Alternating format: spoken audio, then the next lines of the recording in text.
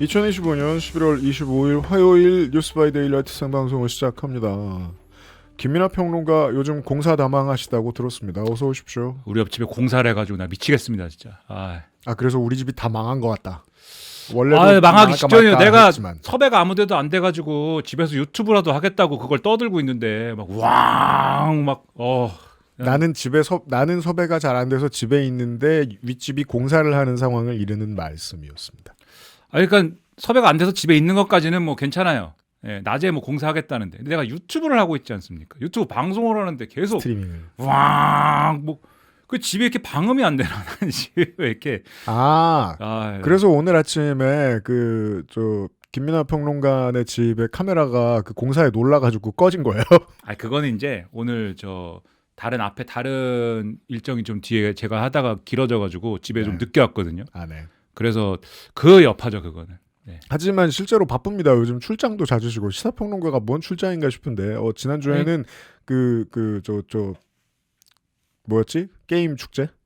네. 네, 그것도 다녀오시고 지스타인지 부산에 G스타도 다녀오시고. 근데 정확히 G스타를 간 게 아니라 그 옆에서 하는 행사에 잠깐 들렀다가 그다음에 G스타를 한번 왔으니까 구경을 해볼까 이렇게 간 거죠. 네, 뭐 망한 척하지만 일이 은근히 많으십니다. 그 두 개뿐이에요. 그래서 부산 한번 가고 대구 한번 가고 그 두 개뿐입니다. 네. 1년 중 2번 제가 외부 일정 있었습니다. 네. 나머지는 집에서 유튜브 하고 유튜브 3시간 4시간씩 해도 섭외가 안 들어오고 그 집에 옆집은 공사하고 윗집은 문 꽝꽝 닫고 왜 이렇게 방음이 안 되나 이런 생각하면서 그러면서 있는 거죠. 네. 김민하 평론가도 잘 풀려가지고 집 인테리어를 바꾸는 공사를 하는 것이 복수해라. 공사로 복수해라. 적당한 보복입니다. 근데 내가 밖에서 좀 생각을 해봤는데 뭘 생각하셨습니까? 료는 그 미스터 가라데의 아들 아니에요? 료라는 이름을 가진 일본인은 너무도 많아서 네. 그러니까 긴자에서 료 서방 찾기 같이 어렵죠. 저도 왜 하필 그렇게까지 흔한 일본인 이름일까? 그러니까 궁금하긴 이렇게 쓰고. 그렇습니다. 네. 저는 김민하 평론가를 포기하지 않았기 때문에 김민하 평론가가 많은 방송사에 불러가려면은 모든 평론을 2분 내로 해야 됩니다. 다시 2분 챌린지를 하도록 하겠습니다. 시간이 지나서 잊어버리는 분들이 많을까봐 생각날 때마다 런던 베이글 뮤지엄 소식을 전하고 있거든요. 지난주에 본사가 자구책을 내놨다는 기사들을 낮 시간대에 기자들이 쫙 복붙하는, 복붙은 왜 하고 어떻게 하는 건지 김민하 평론가가 지난주에 설명을 해주셨죠. 그걸 저희가 죄레 언론 줄받아쓰기를 보여드렸는데 그 자구책이 무슨 내용이고 어떻게 해서 눈 가리고 아웅인지 매일노동뉴스의 정소희 기자가 설명을 했었고 그 외에는 아무 기자도 몰랐는데 이번 주에는 조선비즈의 변지희 기자가 이걸 좀 자세히 짚어냈습니다. 본사가 내놓은 대책이 3개월 수습 연단위 계약으로 개선이 됐다라는 건데 이게 알고 보면 1년 계약은 윗사람이 까라면 까라는 압박이 나아질 방법은 없습니다. 1년 지나면 또 잘릴 것 같으니까. 따라서 3개월 후에 잘릴 것 같은 공포가 1년 3개월 후에 잘릴 것 같은 공포로 바뀝니다. 공포로 유지되던 업장에서 노동자가 효과적으로 저항하는 건 제가 알기로는 조합 설립이 아닙니다. 그냥 태업이고 농땡입니다. 따라서 업장이 망가지겠죠. 그리고 열심히 하던 사람들은 계속 갈려나가는 형태로 예상된다는 겁니다. 나아진 건 없는데 나아졌다는 기사는 많이 보이고 있고 지난주와 같습니다. 그렇고요. 료에 대해서 다른 하실 말씀은 없는 거예요? 일본 사람 이름 말고. 패왕 상우권. 근데 난 료는 잘 모르겠고요. 저는 료라는 사람에 대해서는 모르겠고 전반적인 한국의 이제 노동 환경이나 이런 게 말이에요.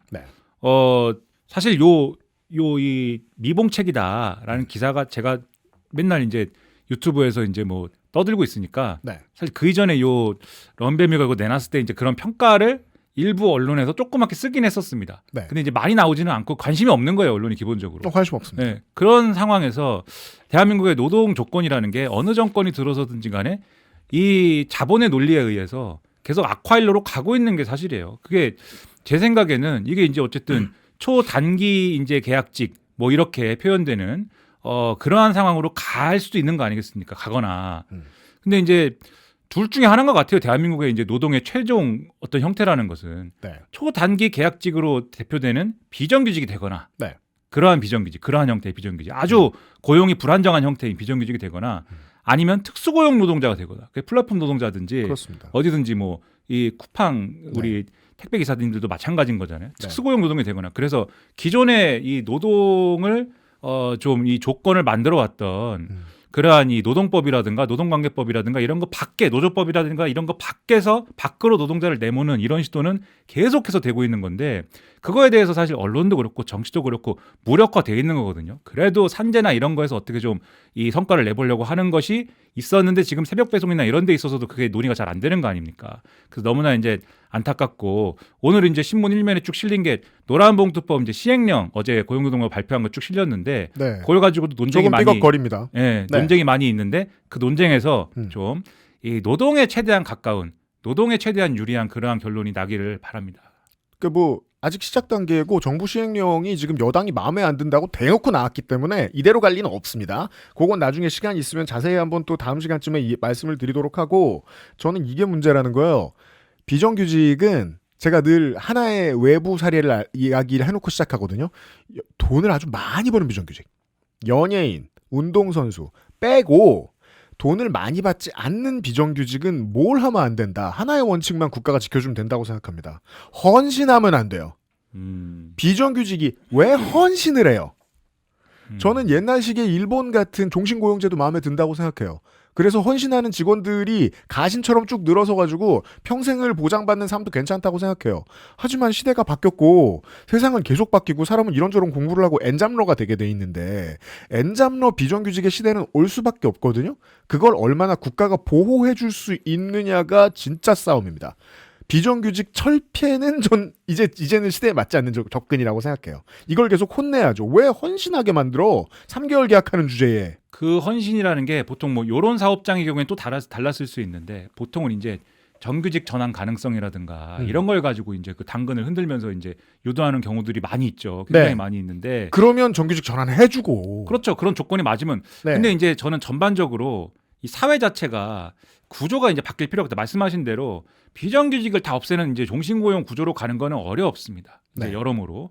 그러면 이 사회가 앞으로 뭐 예를 들면 성장 우선으로만 갈 수 있는 것도 아니고 일정 정도 저성장일 수밖에 없는 요건을 받아들인다고 하면 그래서 이 하나의 기업에 우리가 종신고용이 될 수 없다는 이 현실을 인정한다고 하면 나머지는 어디서 풀려야 되냐면은 나머지 이 사람들이 말씀하신 대로 엔잡러도 되고 중간에 직업도 많이 바뀌어야 되고 하면 사회 안전망이 강화가 돼야 되는 거거든요. 당연히 사회 안전망이 강화돼야 이 사람들이 헌신하지 않습니다. 비정규직이. 지금 잘릴까 봐 헌신하고 정규직 되고 싶어서 헌신하고 그런 거잖아요. 사회 안전망을 강화해가지고 이 노동 시장에서 탈락한 사람들이 얼마든지 다음 노동 시장으로 다음 이제 자기가 일할 수 있는 공간으로 가기까지 최대한 여기서 어째 정상적으로 버틸 수 있는 그런 사회 안전망 마련해야 되는데 그러려면은 기업으로부터 많은 세금을 걷어야 되겠죠 또. 그래야 이제 이것에 관한 지원을 마련할 수 있지 않습니까? 그래서 노동, 정부, 기업 이렇게 머리를 맞대서 이런 체제를 만드는 걸 강제해야 되는데 기업이 말한다고 그걸 듣습니까? 아니죠. 힘으로 만들어야 됩니다. 그러려면 노조에 가입해야 됩니다. 노조를 이제 확 해야 되고 제가 볼 때는 여기도 노조가 있어야 돼요. 제가 볼 때 SSFM에 노조가 있어야 됩니다. 제가 볼 때. 있어도 돼요. 네. 네. 너희는 합시다. 조금씩 갉아먹지만 내가 우리는 언제 한꺼번에 되찾으리라. 갉아먹지 않았으므로 되찾지 않길 바랍니다. 그래도 되찾기는 네. 자, 저는 그게 이제 당장 할 수 있는 일이 지금의 정부가 5년 내에 할 수 있는 일이 AI 이니셔티브와 관련된 AI 기본 사회와 그러니까 AI 기본 사회 아젠다의 디테일이 몇 가지 있다고 생각하는데 그거를 실제로 실현하는 날이 오면 우리 보수가 가만히 있지 않을 거라서 관련된 얘기도 나중에 좀 할 겁니다. 자, 외국 얘기를 잠깐 갔다 오겠습니다. 재밌는 소식이 있어서 오늘 낮에 말이에요. 지금 우리나라 시간에 상당수의 마가가 뭐죠? Make America Great Again. 마가 인플루언서들이 미국 사람이 아닐지도 모른다는 의심을 살 만한 일이 벌어졌습니다. 트위터 X가 지난주 금요일에 이 계정에 대해서라는 이름의 서비스를 내놓았습니다. 이 계정, 그러니까 우리가 지금 보고 싶은 이 계정이 위치가 어디 있고 가입을 어디서 했고 어느 나라의 어떤 플랫폼으로 가입을 했는지 사용을 하고 있는지를 알려주는 서비스를 만들었어요.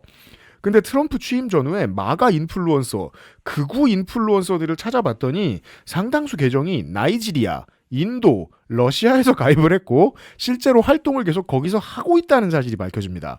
예를 들면 We the People 애국자의 목소리 계정은 팔로워가 40만인데 동유럽 계정이고 팔로워가 100만인 이방카 뉴스라는 이방카 트럼프 팬 계정은 미국의 불법 이민자 무슬림 문제에 대한 비난을 자주 올리는데 나이지리아 계정이고, 다크 마가라는 계정은 태국 계정, 마가 스코프라는 계정은 나이지리아 계정, 마가 신호소라는 계정은 동남아시아로 잡힙니다. 이게 왜 이렇게 된 거죠? 그거 이제 일론 머스크한테 물어봐야죠, 그거는. 근데 그래서 둘 중에 하나겠죠. 일론 머스크가 화들짝 놀랐는지 다시 이 서비스를 차단하기 시작했습니다. 그 일관성 없는 양반이야. 네. 아니 진짜 그걸 알아보고선 해야지. 그러면 알아보지도 않고 일단 열었다 닫는 게 어디 있습니까? 근데 아무튼 두 가지 가능성이 있겠죠. 하나는 VPN이나 이런 걸 썼나? 뭐 모르겠습니다. 네. 그런 것의 뭐 효과인가? 근데 그 정도로 VPN을 써서 굳이 여기에 접속해갖고 해야 될 이유는 없죠. 네. 예, 아무리 뭐 일론 머스크가 뭐 갖고 갔어도 자기 편인데 어차피. 그죠. 우리가 두 가지를 갈라야 되잖아요.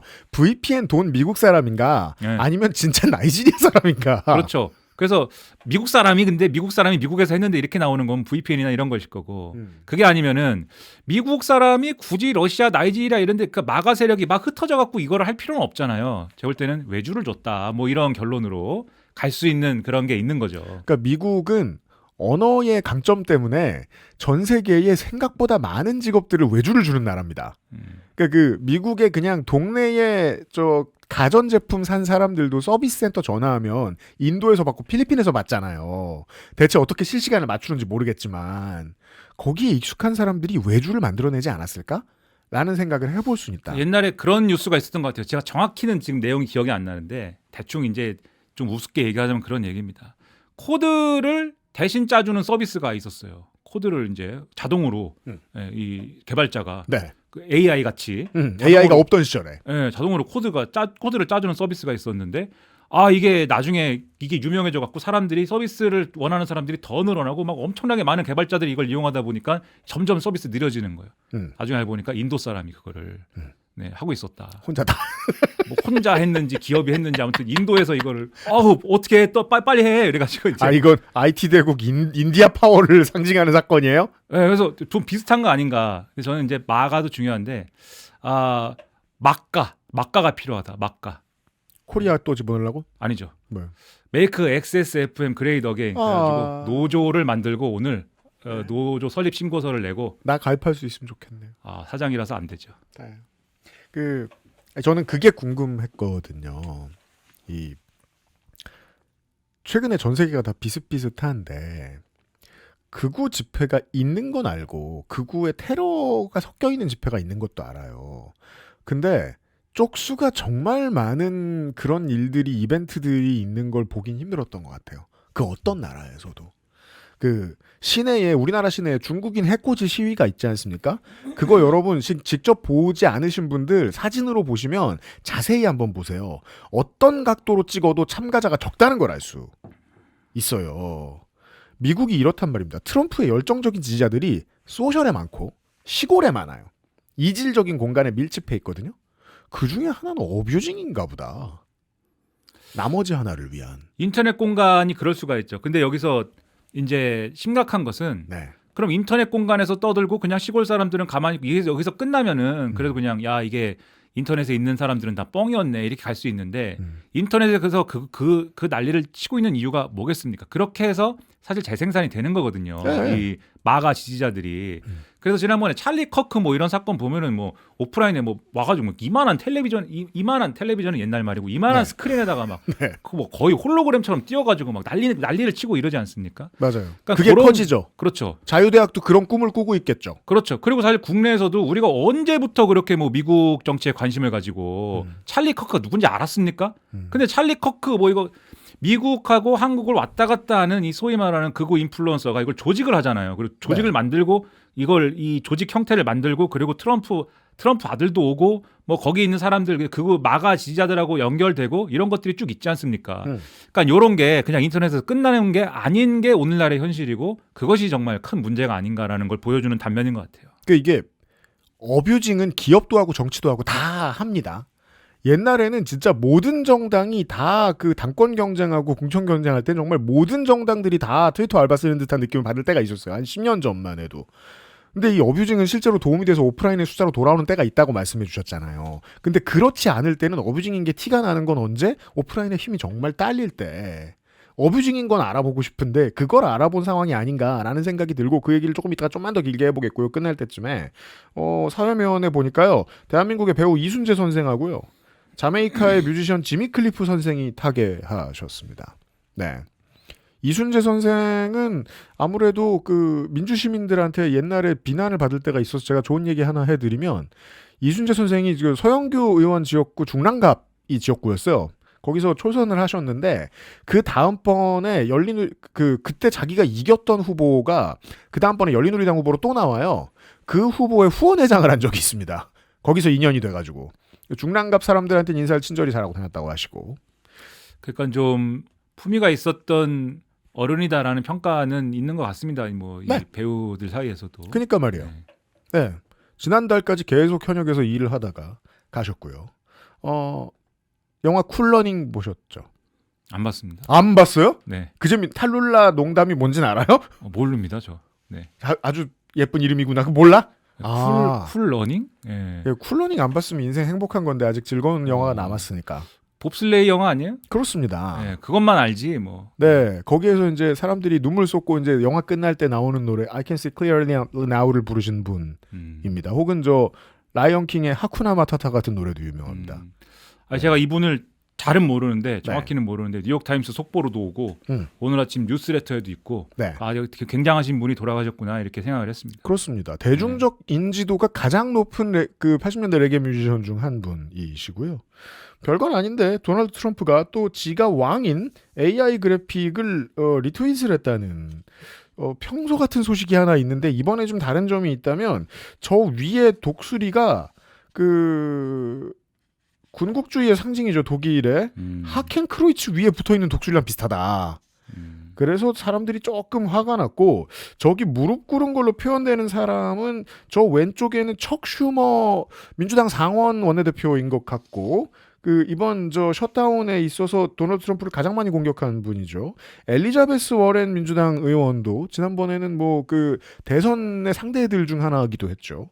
이런 사람들이 꿇고 앉아 있는 AI 그래픽을 RT했다. 이런 평상시 같은 뉴스가 하나 있습니다. 근데 이 장면을 보니까 네. 갑자기 그걸 하고 싶네요. Succeeding You Father 이거를 하고 싶네요. 왕위를 계승하는 중입니다. 이걸 하고. 딱 그 구도로 앉아 있는데. 그것만 해도 어르신이고 저는 이 워해머 4만이 자꾸 생각났는데 이거 보고서. 네. 끝에 얘기는 아까 얘기를 좀 이어서 해보겠습니다. 김민하 평론가의 의견이 필요한 시간입니다. 윤석열과 김용현의 변호인의 인생 전략이 대체 무엇이냐? 먼저 영 모르시는 분들을 위해 소개를 좀 해드리겠습니다. 재판정에서 감치 명령을 받았다가 그 김용현의 변호인들이 풀려났다가 그 직후에 찍은 영상을 보고 싶지 않은데 수천만이 본 것 같아요, 지금. 그리고 해당 라이브가 그날 한국 유튜브 슈퍼챗 1위를 기록합니다. 그리고 그것 때문에 변호인 중 한 명인 권우현 변호사는 감치 재판이 추가돼서 더블 감치를 당할 위기에 처했습니다. 맥시멈 20일이니까 최대 40일까지 가능할 수 있습니다. 그래서 그 영상을 내립니다. 이게 뭔지 모르시는 최소한의 구독자 여러분들을 위해 친절하고 죄송스럽게도 마지막으로 한 번 더 보십시오. 전만 100번째 봅니다. 이진관이 놈 죽었어 이거. 여러분들 이진관이가 벌벌벌 떠는 걸 보셨어야 돼요. 걔 약한 놈입니다. 그거. 진관이 그거 전문용어로 뭣도 아닌데 엄청 유색을 떨더라고요. 그 마동석 배우 주연하는 영화 보면은 저런 씬들 가끔 있거든요. 맞고 와서 센 척하며 후기 쓰기 하는 말투 때 보는 전형적인 이제 우리가 이상하지 않은 게 있죠. 뭘 들으나 건달이 하는 말 같고 건달의 말 습관 같은데 이제는 건달 같다는 지적을 하는 사람들도 없어요. 이게 너무 당연해져가지고 그러면 그 다음을 연결해 보자는 거예요. 많은 평론가들이 이건 자기 정치라고 얘기해요. 대체 이런 소리를 내서 어떻게 자기 정치를 할 수 있는가에 대한 친절한 설명이 좀 필요합니다. 우리는. 뭐 돈이 많이 나왔다는 거잖아요. 415만 원인가 뭐 414만 원인가? 뭐 네. 예. 근데 만약 감치당해서 벌금 내면 그거 다 날아가긴 하지만 아무튼 이거 한 방에 410 몇만 원을 낼 수 있는 충성스러운 사람들이 있는 거 아닙니까? 이 욕 네. 한마디 해가지고. 제가 무슨 뭐 유튜브 한다고 신문을 뭐 아침마다 뭐 6개를 본 다음에 떠들어 제껴도 자기 유튜브 얘기하려고 하세요? 네. 이 정말 여러분은 선의를 가지고 김민하 평론가에게 슈퍼챗을 쓸 수 있습니다. 선의를 가지고 통장에 입금해 주시는 분들을 빼면은 4만 원을 벌 수가 없습니다. 예. 그 영상 하나로 뭐 4만 원이 뭐냐? 공개하지 마. 4천 원도 안 된다 그거. 예? 근데 이 작자들은 거기서 뭐 판사욕 한번 시원하게 해가지고 410몇만 원을 벌고. 근데 그게 이제 돈의 액수이기도 하지만 네. 아까도 말씀드렸듯이 그 정도의 사람이 있다는 거예요. 사람과 조직과 새가 있다는 거예요. 본인들이 생각할 때. 네. 그러면은 이 사람들이 저도 이제 이 사람들이 변호사인지가 의문이다. 왜냐하면 변호사로서의 전략이 아니에요. 이거는 변호사가 왜 자기 의뢰 아니 어떤 변호사든지 그 재판정에 가면 그거 하나 확실하죠. 그렇죠. 법리 공방은 할 수도 있어도 판사하고 이렇게 신경전 벌이고 판사를 모욕해가지고 판사한테 내가 밑보여 봐야겠다 이 생각 안 하잖아요. 자기 의뢰인을 위험에 처하게 하는 행위거든요. 이게 변호사가 할 수 있는 일이 아닙니다. 그러면 이 사람들이 생각하는 본인의 정체성은 뭐냐? 이거는 어쨌든 극우 정치인에 가까운 정체성이다. 저는 그러니까 확실한 것들만 남겨놓고 싶은 거예요. 지난주에 많이 얘기된던 것들 중에서 하는 걸 보면 가세연적 수익 모델이 발동 걸린 것 같아요. 그건 될 것 같아요. 이런 슈퍼챗 분야에서 정치 유튜브 콘텐츠들 중에 슈퍼챗 가장 센 게 가세연이었거든요. 이쪽이 아니라 그건 확실하고 자기 정치를 한다는 게 확실해요. 자기 정치를 하기 위해서 김용현을 희생시킨다는 게 확실하다면 이 사람들의 전략은 김용현이 몇십 년형을 받는 게 아니고 김용현이 사형을 받는 게 제일 좋거든요. 아, 그렇죠. 예. 그래서 김용현을 위해서 계속 눈물을 흘리고 화장실에 가서 돈을 세는 게 이 사람들의 최대한의 전략이에요. 그럼 그 다음이 궁금한 거예요, 저는. 그래서 그걸 가지고 국민의힘 공천을 받기까지는 멀거든요. 전광훈의 세력화도 멀거든요. 전광훈 세력은 이걸 늘 해왔기 때문에. 여기서 정치적으로 더 얻을 게 필요해요. 그게 아니면 가세현 모델로 끝나요. 슈퍼챗 시원하게 받고 끝! 그러면 미래는 가세현처럼 정해져 있어요. 그 내부 멤버들이 혹은 조국 흑서 멤버들처럼 서로 죽일 놈 살릴 놈 하면 싸우는 미래. 근데 이제 가세현만 돼도 좋은 거고 왜냐하면 가세현이 뭐 돈도 많이 벌었다도 있지만 가세현 누가 원한 때문에 member 중에 하나 목숨을 잃었습니다. 뭐 그런 것도 있지만 네. 이 돈을 많이 벌었다는 것도 있지만 정치적인 체급이 커졌잖아요. 그거 안 했으면은 예를 들면 강영석 씨 같은 사람이 그 정도 이제 극우 유권자들의 어떤 그러한 어떤 뭐 이게 법 문제가 있었고 이 양반이 그런 거지만 네. 그 정치인 출신 아닙니까 그 양반이 결국은. 그렇죠. 뭐 거기 가서 처음에 그거 할 때 생각이 어떤 생각이었겠어요. 뻔한 거거든요. 아, 그때 만약에 유튜브에서 말썽을 일으키지 않고 그냥 조용히 살았으면 강용석 변호사는 세간에 그냥 저 유리 테이블에 비친 불륜남으로 영원히 남고 끝났을 것이다. 그렇죠. 뭐 그거 끝이죠 그게. 그거보다는 더 막 사는 게 맞다. 뭐 그렇게 해서 얻은 게 있는 거다 그게 그 사례가. 그러면은 이 사람들도 이렇게 얘기를 하고 다니면서 몸값이라는 게 강영석하고는 또 다른 문제인 게 어쨌든 윤석열의 변호사 또는 윤석열 친구의 변호사, 윤석열의 부하의 변호사인 거잖아요. 이 사람들이.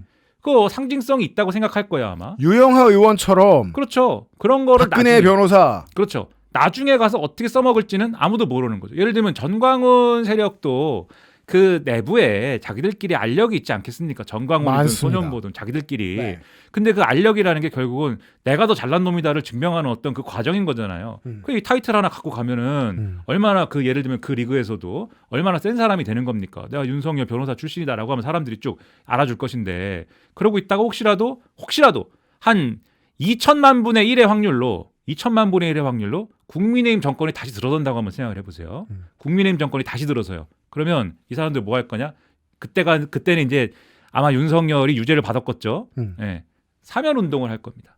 윤석열 사면을 외치면서 또 사람들을 막 모아가지고 외곽 친위대를 하겠죠. 그렇죠. 윤석열 사면을 외친 어떠한 존재로서 자기 몸값을 또 올리는 일들을 막 할 거예요. 그러니까 이런 거를 계속 하면서 왜냐하면 당 내에 있는 인사들이 그 일을 하면 당에서 말리거든요. 그렇기도 하거니와 당이라는 데는 오늘은 뭐 윤어게인인데 내일은 또 윤석열 죽일 놈이 될 수도 있고 그런 거거든요. 한번 혁신쇼 한번 하면은 다 뒤집어지지 않습니까? 근데 밖에서 꾸준히 이 정신 나간 사람들처럼 이 윤어게인을 같이 하고 있으면은 언젠가 다시 밀물이 들어왔을 때 국민의힘이 다시 이 민주당한테 두드려 맞거나 아니면 자기들이 사고를 쳐가지고 다시 쪼그라든 극우 정당이 됐을 때 그 같이 선거를 하자거나 같이 뭐 거기 들어가서 뭐를 하자거나 연대를 하자거나 지금 황교안들이 하는 것처럼 그렇죠. 그런 사업을 할 수도 있는 거죠 이게. 네. 이 추론을 다시 한 번만 확인해 보겠습니다. 이 영상을 지웠잖아요. 혹시 남아있는 영상이 없나 하고 한겨레 기자님이 파밍을 해봤습니다. 그랬더니 뭐가 나왔어요. 이런 느낌이에요. 전장에서 약 올리기 스킬을 쓰는 느낌이라 그래야 되나? 이하상 변호사는 며칠 전에 찍고 아직 지우지 않은 영상이 하나 있습니다. 이 영상을 지금 좀 보시겠습니다. 불쌍하기까지 하더라고요. 진관이를 싸고 도는 서울중앙지방법원의 공보 담당 계통이었죠. 법원장이나 이런 인간들 한심하기가 짜이가 없습니다, 진짜로. 영상을 당장 문제가 되는 거 하나를 지웠을 뿐 태도는 바뀌지 않았고 전략도 그대로임을 알 수 있습니다. 재판장의 이름을 그대로 부르면서 놀리고 심지어 그 놀리는 것의 범위에 법원까지 들어가죠. 광역 어그로를 하고 있습니다. 보통 변호사가 쓰는 건 아닙니다. 김민하 평론가가 설명해 준 게 다시 한번 확인이 됩니다. 그리고 여기서 조금만 더 보겠습니다. 그런데 판사 나부랭이라는 놈들이, 그런 자식들이 찌째명이한테, 그러니까 탄핵으로 윤 대통령의 재판으로 이익을 보는 놈들한테 아양을 떨고 부역하기 위해서 윤 대통령을 욕하고 누르고 억압하고. 자, 이 내용 전체를 또 저는 비기도 좋게 봤지 않겠습니까? 문재인 대통령과 이재명 대통령을 부르는 멸칭들이 반복적으로 등장합니다. 이거는 뭐랄까 그 지지자들을 위한 각성제 같은 거잖아요. 우리는 유튜브 콘텐츠들을 많이 봐봤기 때문에 알지 않습니까? 그리고 우리는 하나야라는 어떤 그 신호죠. 우리는 하나야, 같은 사실을 공유하는 거야. 제가 어디 가서 운동권 가가지고 네. 예를 들면 저 유승균 씨 이렇게 하면은 그거는 공유가 안 됩니다. 근데 유승균 동지 이렇게 하면은 이게 되는 거예요. 그렇죠. 도망갈 사람은 도망가고 좋아할 사람은 좋아합니다. 예, 그래서 뭔가 함께하는 것이다. 근데 자기들이 공유하는 코드거든요. 네. 이 이재명 대통령 그리고 문재인 전 대통령을 뭐라고 부르는 그 코드를 공유하면서 우린 한 편이다 얘기하는 거죠. 제가 이 문 대통령 욕과 이재명 대통령 욕을 하는 걸 듣고 이 어감을 되새기면서 확신이 들었거든요. 이 변호인들 자기 의뢰인이 사형당하길 원하는구나. 이 사람들 인생에서는 베스트 옵션이 그거구나. 현재까지는 적어도 제가 계산했을 때는.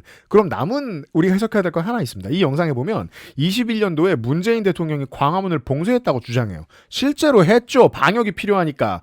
거기서 싸웠다고 얘기하거든요. 그때 거기서 싸운 사람들은 누구죠? 전광훈 등이죠. 전광훈 등이죠. 그때 제가 방송에서 여러 번 설명드리는데 전광훈의 지지자들 중에 어르신들이 많은데 그때 어르신들 중에 상당수가 코로나19로 돌아가십니다.